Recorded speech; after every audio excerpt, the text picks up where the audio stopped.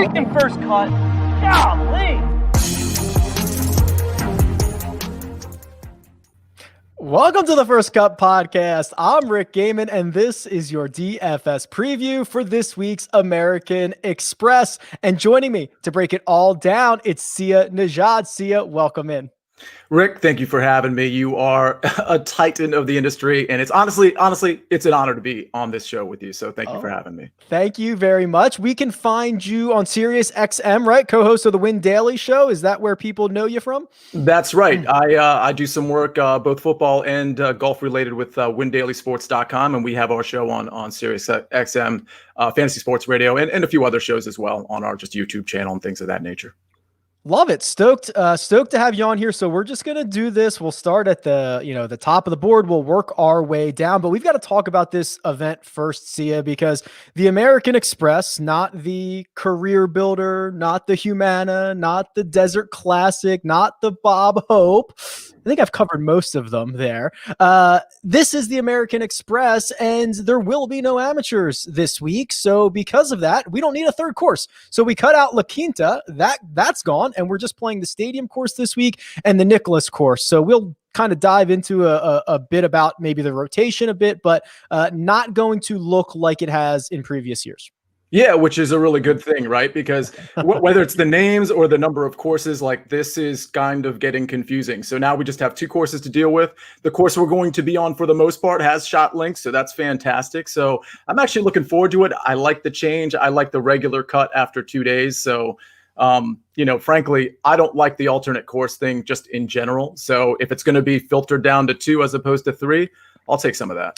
Well, there's something about the course rotation, and we see the 2-course rotation a little bit, right? We see it at Torrey Pines. I guess Pebble does the 3-course rotation. You usually see the 3-course rotation here at the American Express, and I think it takes a specific type of golfer, right? I mean, someone who can just kind of roll with the punches, go with the flow a little bit, who might be a quick learner because you're not going to get as much practice time in as you normally would on a regular week with just one course to focus on. You've got to be almost prepared for everything. And I think some guys see it. I think they embrace it. And I think other guys hate it, to be quite frank.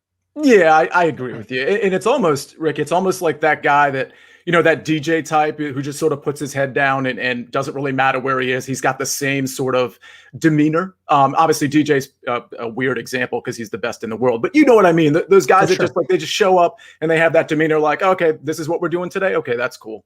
Let's go.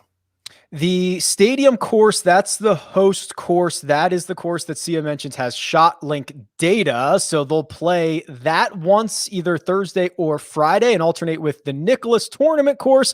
And then they'll move over to the Stadium course for the final 2 rounds. So you play all 4, Sia. You get 3 rounds at the Stadium course. You get 3 rounds of shot link data.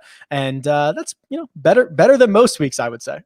Yeah, that's definitely better than most weeks. I'll take this one. Before we jump into the 10K range, this is a big week because Conor McGregor is fighting Dustin Poirier this weekend. And what more is there to say? Morning Combat, which by the way is like the best name ever. That's Combat with a K, is your source for betting previews, fighter interviews, and instant reaction to the biggest UFC of the year thus far, which Sia, I mean, I'm excited for it, but it's only been 18 days. To say it's the biggest event of the year, I mean, come on. I mean, I'm sure it's big, right? But, Well, Rick, the American Express is the biggest event of the year so far, of 2021 at least. There you go. There you go. Love it. Download and subscribe to Morning Combat on Apple Podcasts, Spotify, Stitcher, and wherever else podcasts are found. But now let's talk some golf. The 10K range, which has already been altered in quite a big way, led with Jon Rahm at 11,500, and about 15 minutes after these salaries released on DraftKings, Sia, Jon Rahm withdrew. So we do not have him at the top of the player pool anymore, making Patrick Cantlay at $11,100 the most expensive player on the slate. Brooks Koepka, $10,800. Tony Finau, $10,500. And Patrick Reed rounds out this tier at $10,200. So see it, boom.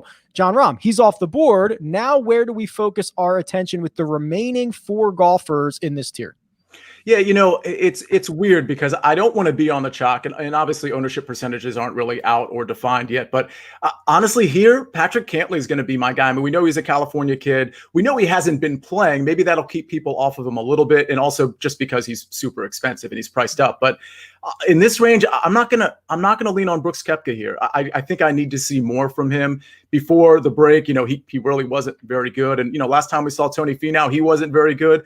It's Rick, maybe you give me your take on this from a recent form standpoint. Like, obviously, we haven't seen much over the last 2 months, so maybe we don't lean on that.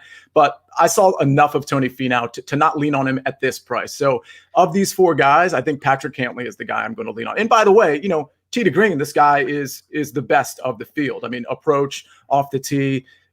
You can just go on, your site, Rick, rickrungood.com, and just filter by the tee to green numbers, and that's what you're going to see. You're going to see Cantlay at the top. Wow, we even get a rickrungood.com plug. You're going to be back on every week. You keep this up with the flattery. It's a good site, man.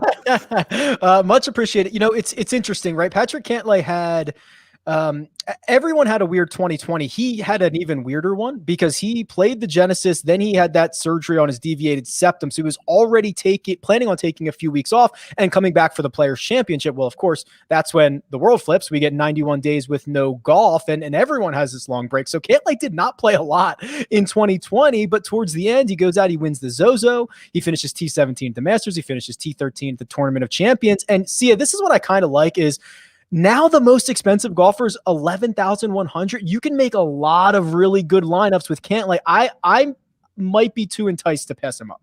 Yeah, and I agree with you. And by the way, he was 9th here in 2019. I don't think he played in 2020, but his most recent appearance here, he had a top 10. So I agree with you. And by the way, I've made some lineups, and I've definitely made at least one lineup with Cantlay. And frankly, you can go Cantlay, and then we'll talk about the next ranges. You can go a couple elite guys here, and then take some really good guys in that 7K, that middling 7K dollar amount range, or the lower end, which there's a bunch of guys there that a lot of us played last week. Some let us down, some didn't, but I'm more than willing to fire again, even on those guys that let us down. Again, we'll get to that range, but you can absolutely make plenty of types of lineups with Patrick Cantlay jammed in there. You certainly can.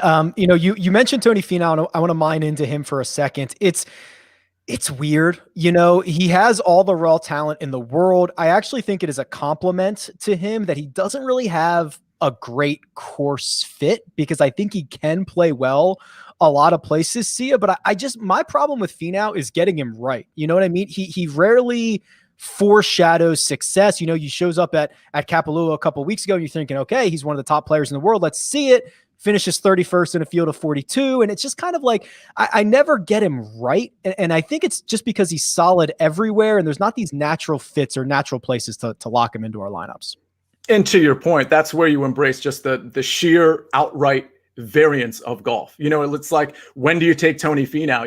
If you're a Tony Finau guy, then maybe you take him 4 or 5 tournaments in a row, because 1 or 2 of those he's going to pop. So I mean, from a variance standpoint, I happen to think PGA DFS is just all over the board. So you're not necessarily looking for that consistent golfer. So I understand the upside of Tony Finau. It's just a matter of the floor at this price range.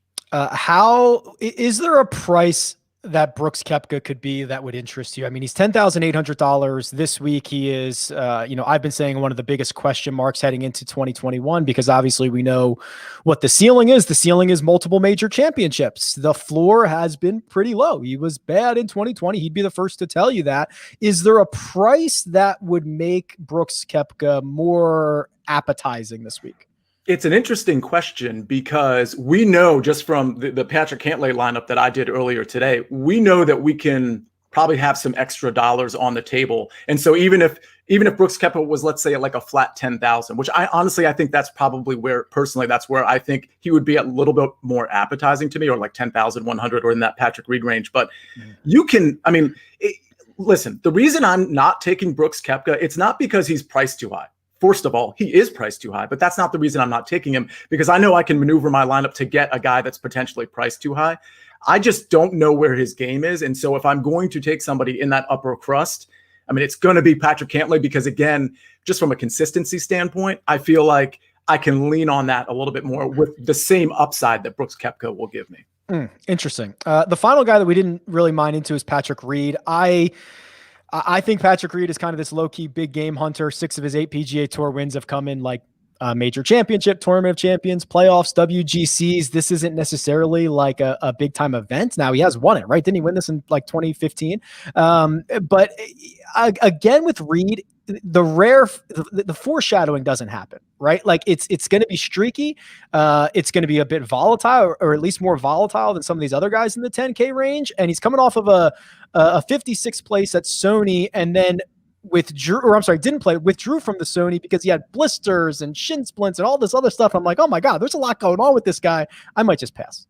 Yeah, it's going to be a pass for me. I'm a Patrick Reed guy, and honestly, from a DFS and outright betting standpoint, before the restart, he won me a decent amount of money. But here, probably a little bit too much volatility, and because I already think I'm going to pay up for Patrick Cantlay, I don't think I'm going to have much Reed.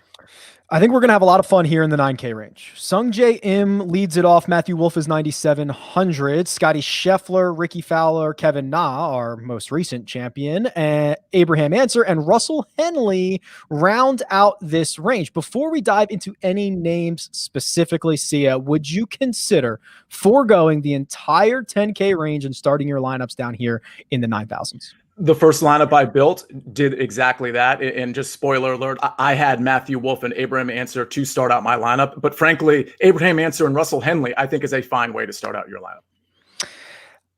Oh man, there's so many good names. I don't even know where to start. Let's start. I guess we'll just start at the top. We'll start at Sungjae. I'm a Sungjae apologist, and I make no bones about it. But I look at what he did last week, and he loses 3 strokes on approach at the Sony Open. It is the most he has lost in that category in like 10 starts on the PGA Tour. I don't think that he's going to lose another 3 strokes. In fact, in 7 of his last 10 Sia, he's gained strokes on approach. So I think we got a bit of an outlier result from Sungjae last week. He still made the cut. He still finished 56th. I think there's a ton of upside in this number, especially as this field got significantly weaker with the Rahm WD. Well, especially in tournaments, right? Because his ownership percentage is probably going to fall. And I wouldn't say it's going to crater, but it's probably going to fall because of what he did last week. So I'll tell you personally, I'm probably not going to be on him, because the funny part about Sungjae is I'm not a Sungjae guy. I just rarely have in my lineups. However, last week I did have Sungjae Im locked in. I mean, practically lock buttoned in, and he was extremely underwhelming. So I'd prefer to go to some of these more like, I shouldn't say more upside guys, but there's definitely a few guys on this list that I like from an upside standpoint. Okay, let's talk about Scotty Scheffler. I think he's a guy that you are at least focused on. Is that right? It is. I mean, he's a birdie maker for one. He's one of those guys, like in this particular setup, I think he's one of those guys that can get really hot, and just from a scoring standpoint, whether it's FanDuel or DraftKings, just string together so many points on any given day. Now, he can have a couple bad days too, but again, in DFS, that really doesn't matter as much unless one of those bad days prevents you from making the cut. So yeah, you know what, Rick? I like so many guys on this list. I mean, the only guys I frankly don't like, I don't like Sungjae enough to really play him. I never like Ricky Fowler. I literally never play that guy. And then Kevin Na I also never play. And now that he's coming off a win, it's just my lean is always to maybe just get off the guy. Ricky Fowler's last top 10 was this event last year. Just like, let that sink in for a second. It's been a year. And even that top 10 Sia was disappointing because he was your 36-hole leader last year. I remember I had an outright on him. I think I had him in a bunch of DFS lineups. I think I used him in one and done. I'm counting my money. I'm checking everything, going into Saturday. Like, this is awesome. Ricky's going to run away with this thing. He falls to T10, and that was his last top 10. Him and Brooks Koepka, easily the 2 biggest question marks entering into 2021. And so let me add something on Ricky Fowler, because he hasn't qualified for the Masters yet. And I think there's going to be a narrative that builds this week like, well, listen, he's got to do well because he obviously wants to qualify for the Masters. Well, I believe that narrative was also the same before the break at Mayakoba. And frankly, that might have been the one time I actually played him in a couple lineups, and he didn't even make the cut. So narrative building, I love Rick, but with respect to Ricky Fowler, not in love with it. Spoiler alert. Every golfer wants to make the Masters, right? Like, that is the same narrative for everyone. And it's the same narrative for all the guys who are within, the top 100 in the world, who all think I'm a win away from moving up into the top 50, getting my invite to Augusta National. Like, if these guys could just flip the switch on and off when they were motivated, I think we'd see a lot more guys contend more often. So I'm just going to take a very very much a wait and see approach on Ricky Fowler moving forward. And if we start to see some signs, if he starts to figure out the irons, or even if that putter, which has been, such a big aspect, an asset of his game over how many years, has kind of left him. So I need to see a bit more before I hop back on. But I've got another Oklahoma State Cowboy here in the 9K range, Matthew Wolff at 9,700, who, golf is so funny. Sia, this time last year, remember Matthew Wolff went basically a year between top tens. He won the 3M Open. His next top 10 wasn't until the Rocket Mortgage. And then he just started rattling off great finishes. Like, we're never going to go another full year again with Matthew Wolff not cashing a top 10. And his game is so good right now. And I think he's one of these guys that can kind of get hot in a moment's notice and rack up the birdies. Yeah, he's one of my favorite guys in general. And it's funny because we always group him with Victor Hovland, with Colin Morikawa, and rightfully so. And it's funny, like every 3 months, we all think that one of those three guys is the best. And then one of them, like that's at the bottom of the three, like wins the tournament or ties for second or something. And then we think that guy's the best. So I think we're getting Matthew Wolff at a really good spot because frankly, he's been kind of middling lately. I mean, he missed the cut at the Masters. And even before that, he wasn't fantastic and he hasn't played. So I don't think he's going to garner a ton of ownership. And his upside, I mean, I don't really know anybody in this tournament that has the upside that he has. I mean, I at least think he's in that top tier from hey, this guy can outright win it. And I think the last time I saw his odds, they were 23-1. I kind of wish they were a little longer, but I still kind of like it. I got him so I was very aware when the Jon Rahm news broke this morning, and I got him before all those lines cratered. I think I have him at 28. I was furiously when I saw the Rahm news and I opened up William Hill and there were odds still available. So it was all strategy went out the window. I just started making bets on everybody that I thought love that.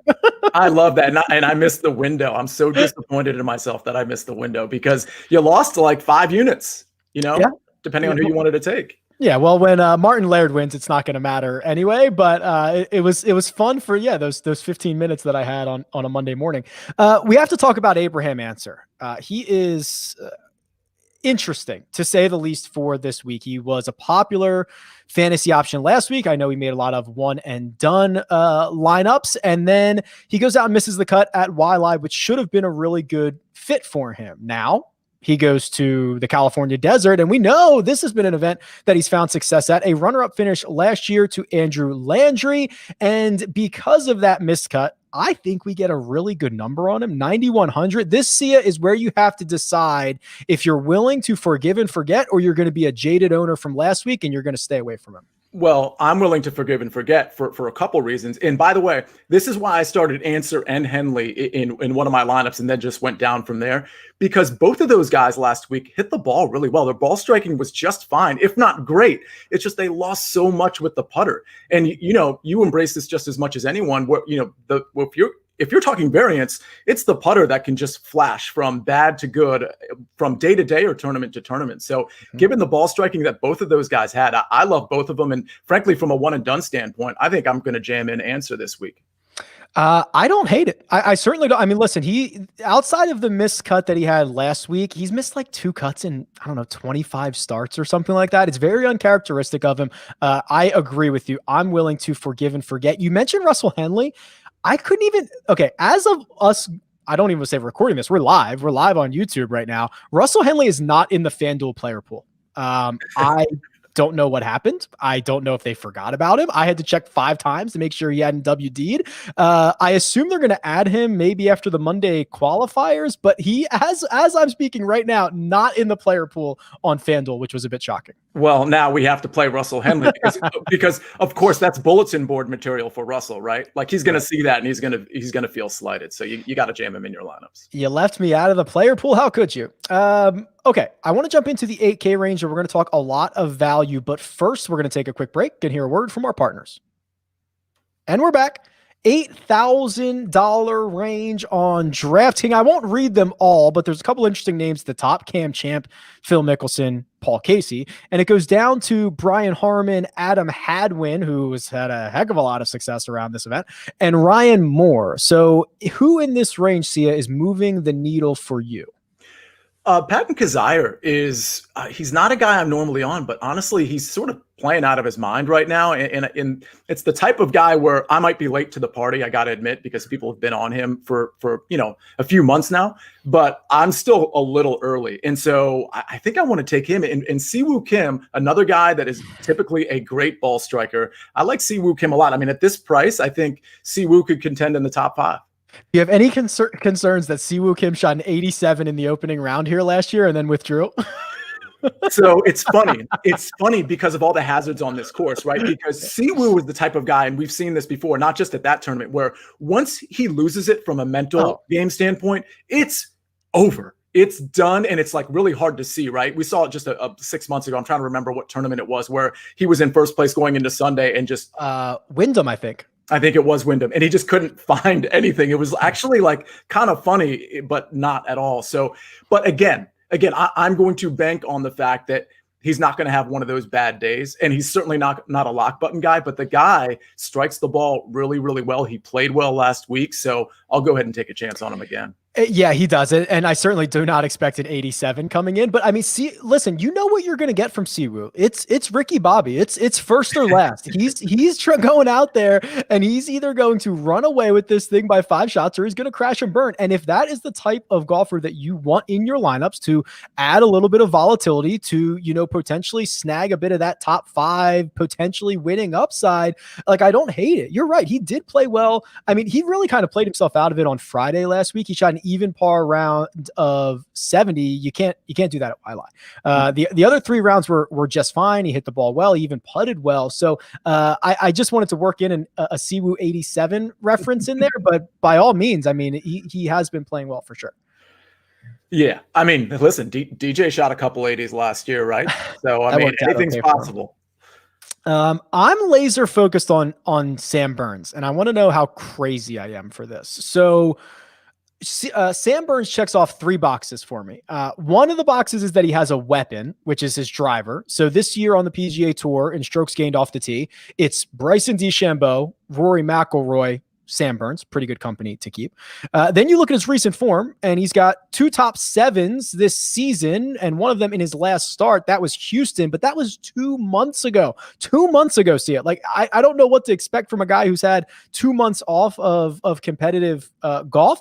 And then he checks off the 3rd box because you look at what he's done at this event, and you see he's played it twice, 18th, 6th, and I'm like, oh my God, here I am at $8,300, like hitting the lock button on Sam Burns. Am I outside my mind?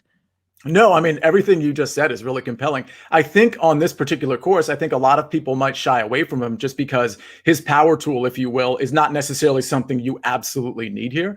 But that's all the more reason to take him because, I mean, even if, listen, he has plenty of upside. And if he gains off the tee because he's got, a hammer with the driver, if he even uses the driver more often than some of these other guys, that's great. I mean, I'm personally not on him, but I honestly, now that you mention it, the guy was 6th here last year. He's coming off a 7th at Houston again, which 2 months ago isn't that long ago, frankly. No, I like it. I think he's worthy of being in lineups, especially at this price. I certainly want to see it later as we go on in the week, what that projected ownership number comes in at, because I think that'll help make a lot of decisions, especially in this $8,000 range. Is there any way I could sell you shares of Phil Mickelson at this point? No, don't even try it. There's no chance I'm taking any Phil Mickelson indefinitely. It's really not even about this course. I've never really been on, well, I guess I have, but not in the last year or 2 have I been on the Phil Mickelson train. So, count me out on that one. What about you, Rick? Are we jamming in Phil? No.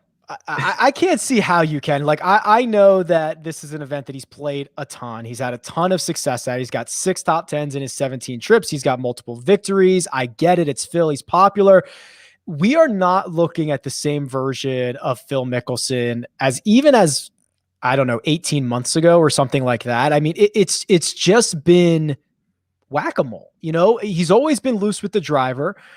He can't figure out the irons, and even the magic short game has left him. And Father Time remains undefeated. The guy's 50 in a couple of months, and he's going to dominate on the Champions Tour. And we've seen how few times a 50-year-old golfer has won on the PGA Tour. I think it's like 7 or 8. So if he were to actually win a golf tournament moving forward on the PGA Tour, it would be historic. It would literally be historic is the only way to describe it. So no, I would say until further notice, you can't really expect much out of Phil on the PGA Tour.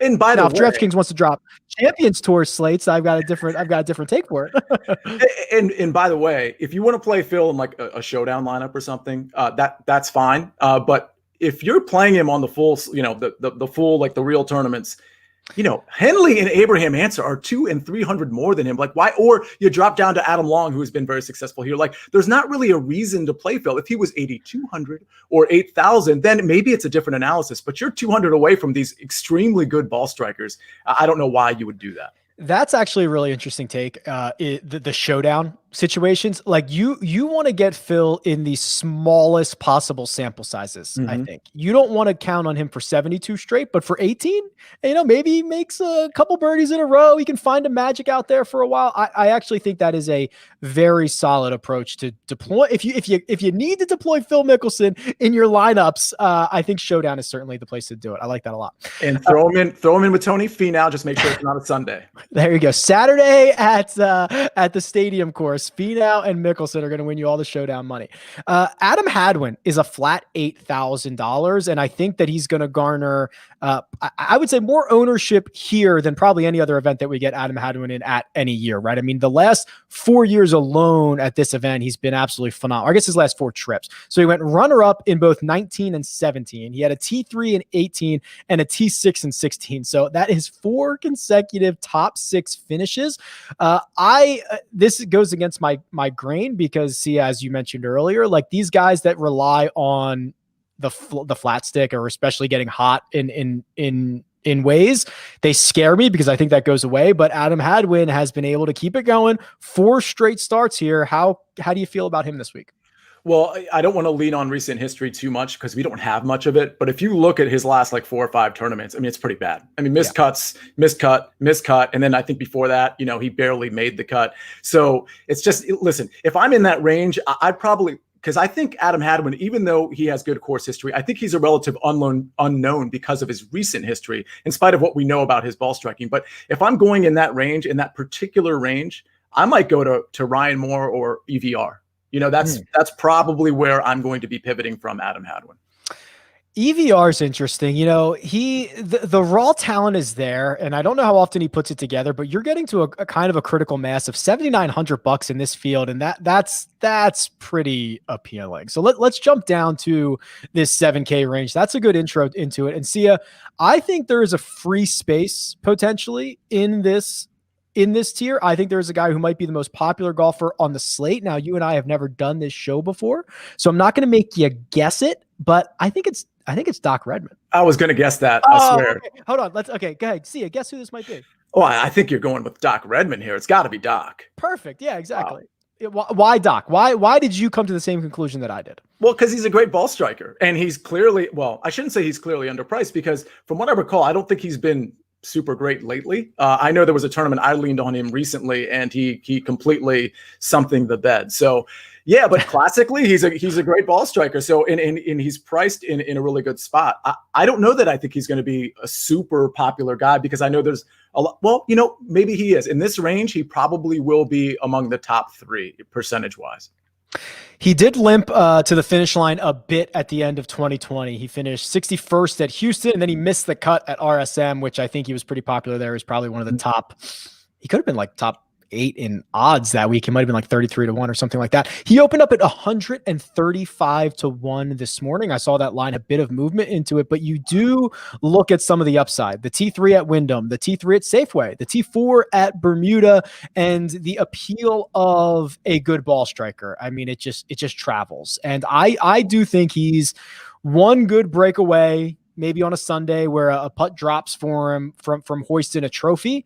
But yeah, I think he's popular here. Who else could move the needle, could garner some attention in this range? Aside from EVR, who I'm generally not an EVR guy, but his ball striking again was really good last week, and he just lost a ton with the putter. So I feel like just from an approach standpoint in particular, I feel like you can lean on that. Grillo, I like a lot. I always like Grillo. And again, he has the issue with the putter, but his ball striking is fantastic. So it's one of those things where you got to embrace the variance of the putter. Now, in Grillo's case, or like Ben On's case, like usually there's no variance. It's just a terrible putter. But I mean, I've seen Grillo put it together before, so I like him. Joel Damon, I like a lot because he is, again, in that sort of Scotty Scheffler mold where he can blow up, or like even Siwoo Kim, he can blow up, but he can put a really good couple rounds together and really get the fantasy scoring down for you, even in 2 days over a 4-day period. I like him. And then I'm going to go back to Hogue this week.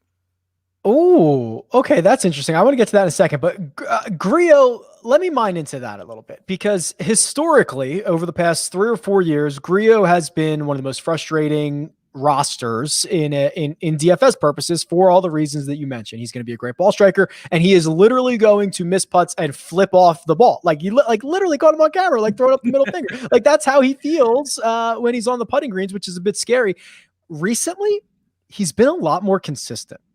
His last 13 events, he's only missed 1 cut. I would venture to say, without diving deep into the database, that's probably one of the best stretches of cuts made for him in a long time. He just is finding a way to get to the weekend. He had a top 20 at the RSM. He had a top 10 at Mayakoba. I think he's sneakily getting more consistent, and maybe people aren't realizing it. So that's pretty interesting. And then you mentioned Tom Hoge. Is that what it was? Was that the name? Tom Hoge, yeah. Okay.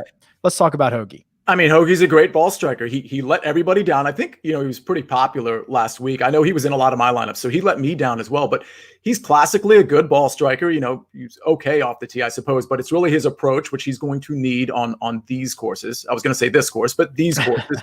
And, frankly, again, last week he was another one of those guys. He missed the cut, but it was mostly because he lost a ton with his putter. And he's like, if you look at his base putting numbers, they're not that bad. So it was just a really bad putting couple of days for him. So I think it's a perfect, this is one of those things where Rick, and we can talk about this if you want, but a guy really lets you down one tournament and you're like, I'm not picking him again. Well, for me, I fall into that trap all the time, but usually I need more of a sample size than the 2 days I was awarded, the previous week. So if he lets me down again, then okay, maybe there's something wrong with his game a little bit, but I'm not going to pivot off of him at the same exact price with a guy who I know is striking the ball well. Okay, well, I think that is a really great thing to dive into because Brendan Steele. Here's the thing with Brendan Steele. We have a perception versus reality issue with Brendan Steele. When you look at his 3rd place finish last week, if you watched what happened, if you paid attention, it was a disappointment. The guy should have won. He entered Sunday with a 2-stroke lead. Now for the 2nd straight year, he's kind of coughed it up at the Sony Open in the final round. And he's going to feel like that was a disappointment, or at least his backers are going to feel like that was a disappointment. I look at it and say, listen, if I would have had Brendan Steele in my lineup and you would have told me on Wednesday evening he was going to finish 3rd, I would have been absolutely thrilled. Obviously, he's in good form. It's hard to win golf tournaments. So that's where you strike the balance of, oh my gosh, am I willing to buy back in? Do I think that loss took anything out of him? Do I think that the form is good enough? So I think Steele at 7,300, especially with the price increase that we saw Kevin Na get, right? A couple $1,000 or whatever. Brendan Steele still sitting down here at 7,300. The wrestling match that we have with our minds trying to figure out if he's a good player or not. Yeah, and you're so right, because I always have a blind spot for Brendan Steele, and I guess deservedly so. But to your point, he shouldn't be 7,300. I mean, he played really well last week. He typically plays really well early in the season. So, yeah, I mean, I absolutely love that play. And by the way, in that range, this is a guy that I'm kind of a sucker for. But I do think he grades out well for this course. And I will have him in a lot of DFS lineups. And maybe as a first-round leader as well. I'm going to throw that in there. Ooh. Cameron Tringale. I like the guy. He's good. Again, he's good on approach. Recent form is good. He was 3rd at the RSM. Right before that, he was top 30. So for a guy priced at 7,400 on DraftKings, I think he's not going to be super popular because there's other guys to pivot to in this range, like your Joel Dommons, your Doc Redmonds, your Brandon Steeles. So I think he's sort of an outlier in this range. So I think I'm going to have a few shares here. He's got one of the sweetest swings on the PGA Tour. That's certainly for sure. Let's play first round leader game. Peter Malnati. First of all, Peter Malnati is a psycho. He's an absolute psycho. This guy, okay, I think he finished, I can pull this up real quick.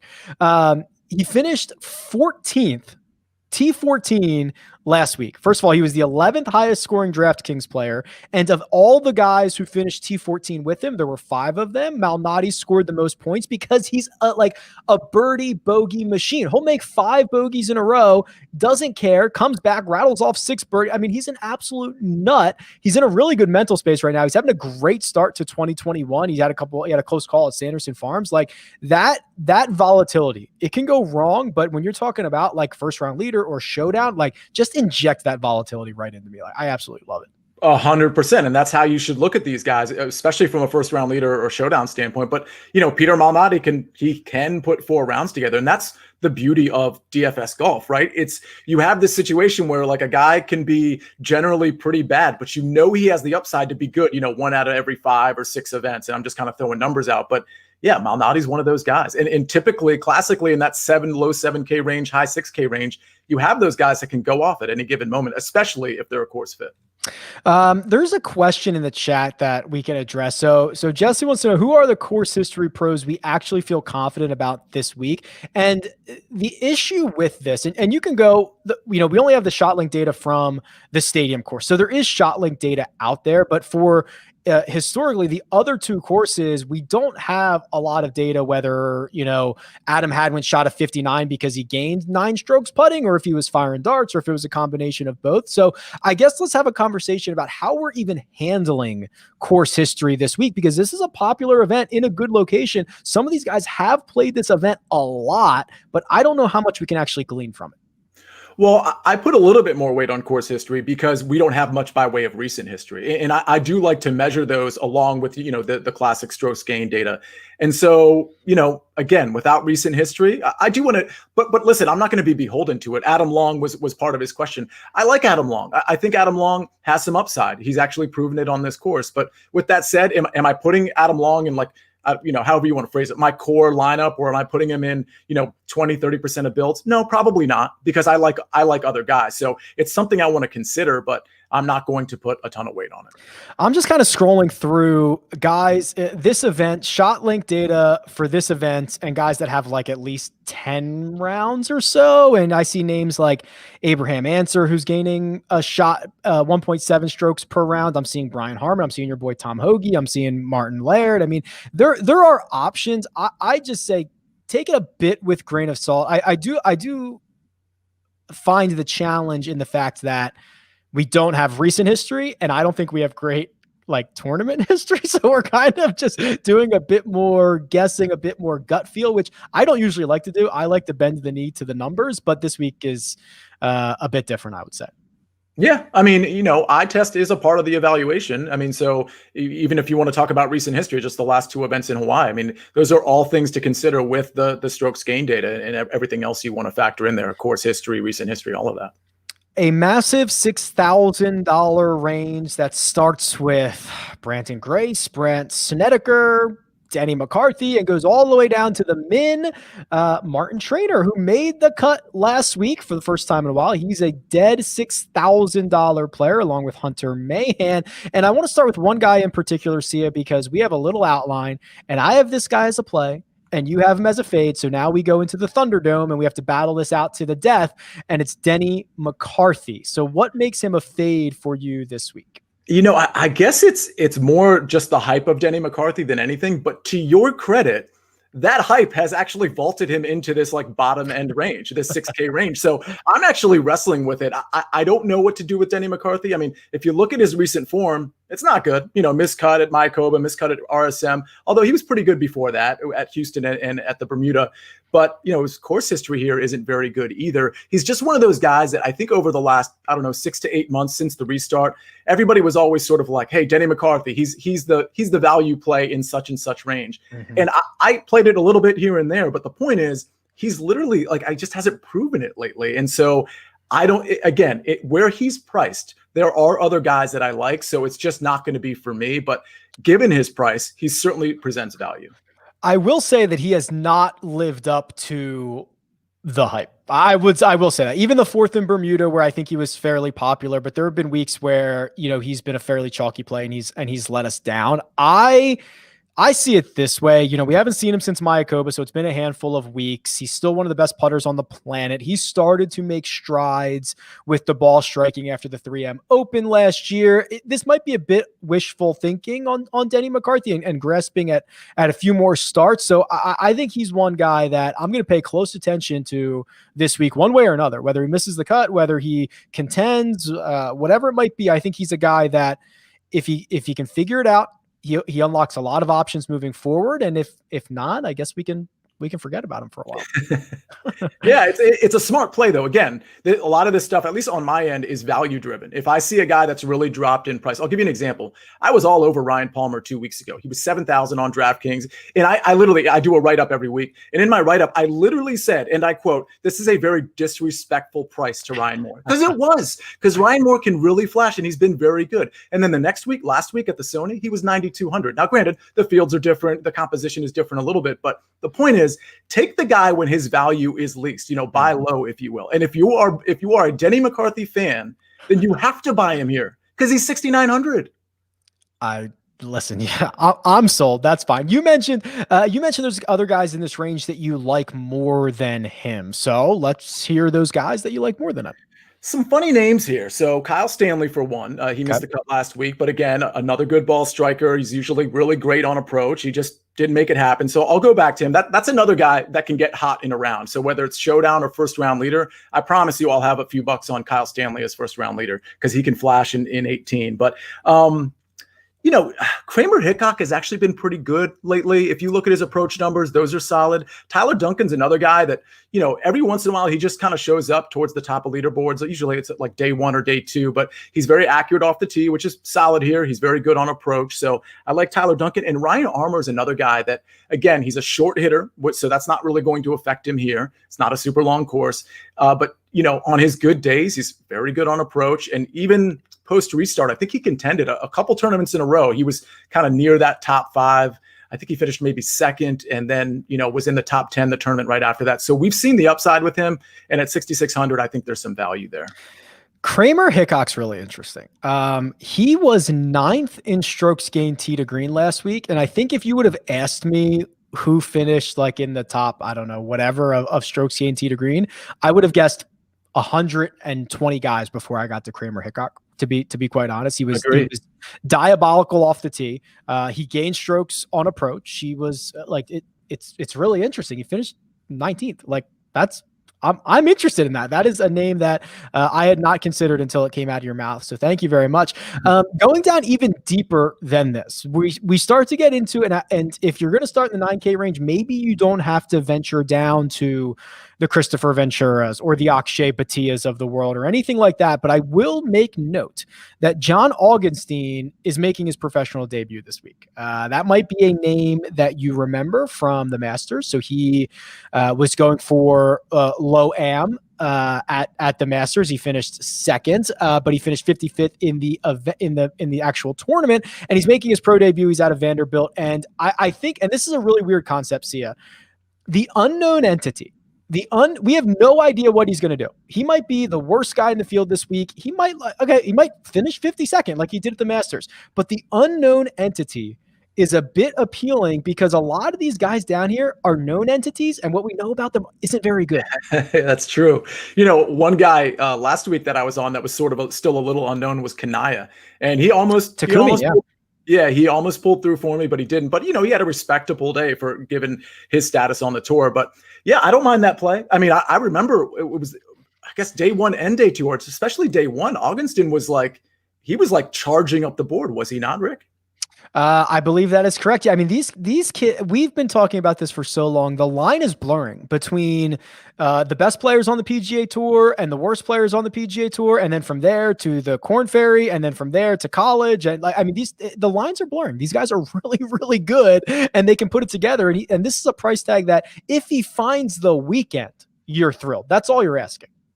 Yeah, I agree. By the way, one guy I do want to point out, I'm not a Jason Duffner guy, but he does grade out pretty well on this course. He's usually really good on approach. He's 6,500. If you want to dip that low, maybe it's an MME or something. I think he's worthy of a play down in that range. And he's won it before. He won it in 2016, the Career Builder Challenge. He won in a playoff against David Lingmerth. Wow, that's a name I have not thought about in quite some time. Okay, Sia, before we put a bow on all of this, the weeks where you have the course rotation are always a bit interesting. So are you going to try to play the game where you're going to look at the weather and you're going to see if there's any advantages over the first 2 days and see if you want your guys to start on the stadium course or the Nicklaus course? You're just going to roll out 6 guys and let everything play out as it might. I always look for the weather, of course, from just an AM, PM standpoint. Actually, that would have helped you out a little bit last week because the afternoon guys on Thursday turned out to be, quite a bit better. I think they were 1 stroke better, which on average is a pretty huge deal, a pretty big difference. Huge. And I'm sorry that I wasn't a part of, stacking my team that way because I didn't think the weather was going to be enough of a difference. But that's an aside. To answer your question, no, I don't see a lot of difference in 2 courses. Obviously, one has way more hazards than the other, but when they still require the same thing, which is, decent off the tee, great on approach, and obviously the putter's the putter. So no, I don't think I am going to be leaning one way or the other. How about you? What's the analysis there? I'll wait and see. Right, I'll check out on Wednesday and see. I mean, these courses relatively are almost always playing similarly, and they're close enough where it's not going to make too much of a difference. So I'm going to wait and see. I doubt there's going to be a significant advantage one way or another, but I'm going to wait as long as possible because obviously those Santa Antas can roll in and wreak some havoc. Hey Rick, I gotta say, I hope this isn't too soon, but Ben Taylor is 6,000 on draft. Apparently Ben Taylor is the best golfer on the planet. And I literally just sent this morning, my first thing this morning was order a bottle of wine to Mark Immelman's house, send it over there because Ben Taylor missed the cut and won a wine wager. Which, by the way, I think moving forward, I'm going to have to put a little caveat in these wine wagers. Like, if both guys miss the cut, it's a wash. I'm not, we're not playing the game of what they actually shot. No, Rick, I think you played it right. One guy played better than the other. And for the record, I would have been on your side of that bet as well. Thank you very much. There you go. That's it. The DFS preview for this week's American Express. That's Sia Nejad, who we really appreciate hopping on. Thank you. You can find him on Twitter at Sia Nejad. You can find me at Rick Run Good. Producer Jacob behind the glass. This has been The First Cut, and we'll catch you next time.